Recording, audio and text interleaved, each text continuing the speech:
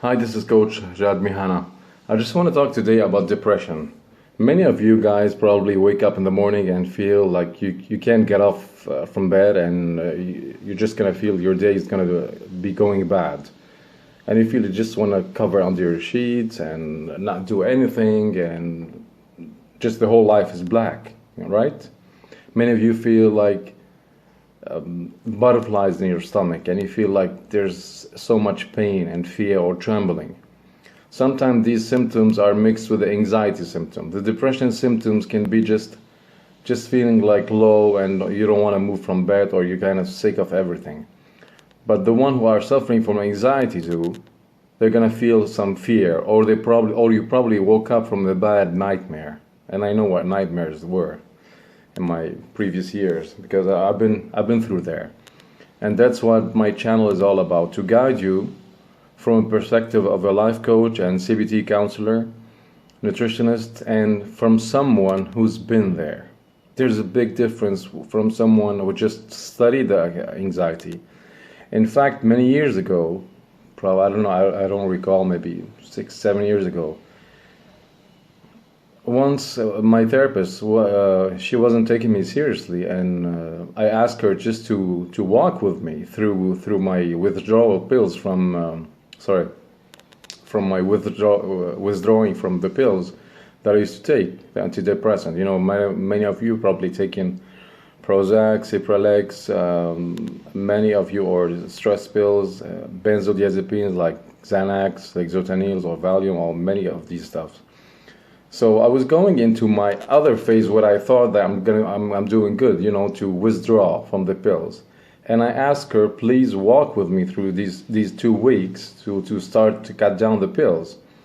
And she started neglecting my phone calls and stuff like this, and even a little bit my SMS. And it was my first time, you know, it was my first time trying to do this from 6 or 7 years. And then when I came to my appointment, she said, well, I have many clients and stuff like this, like I cannot answer everyone. I told her, well, can you tell me something? Have you been into a panic attack before? And I said it with a loud tone, with a tone of, tone of anger. She said no. I told her, listen, I'm not gonna say her name. Listen, just studying in the book and having your PhD or master's or whatever in therapy doesn't make you someone who can feel with the other. Either you have to really read good, or try to sit with people who has been suffering or depressed or anxiety, and then you have to walk them through it. So I've been there, and I know what the feeling it's about.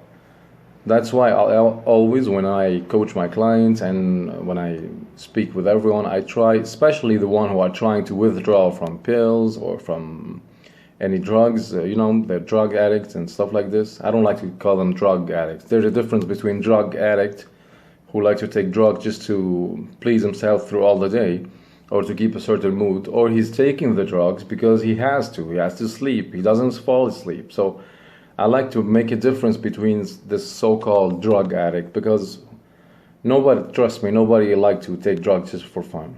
So I don't like to go, sorry for that word, I don't like to call it. So I always walk my patients and my clients through especially when the day they start doing this. And I ask them to send me an email or a small message on my phone, or so I can walk them through that first week or 2 weeks. And then every second or other week, I give them probably 3 or 4 times attention a week by emails, because I know that stage of getting out of the depression and getting out of the drug, that's the most important.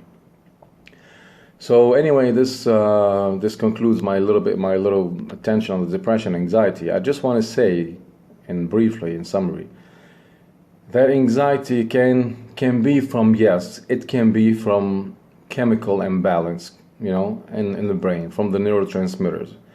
Most people talk about serotonin, GABA, dopamine. These are the most 3, endorphins, but usually the drugs target more the serotonin or the GABA.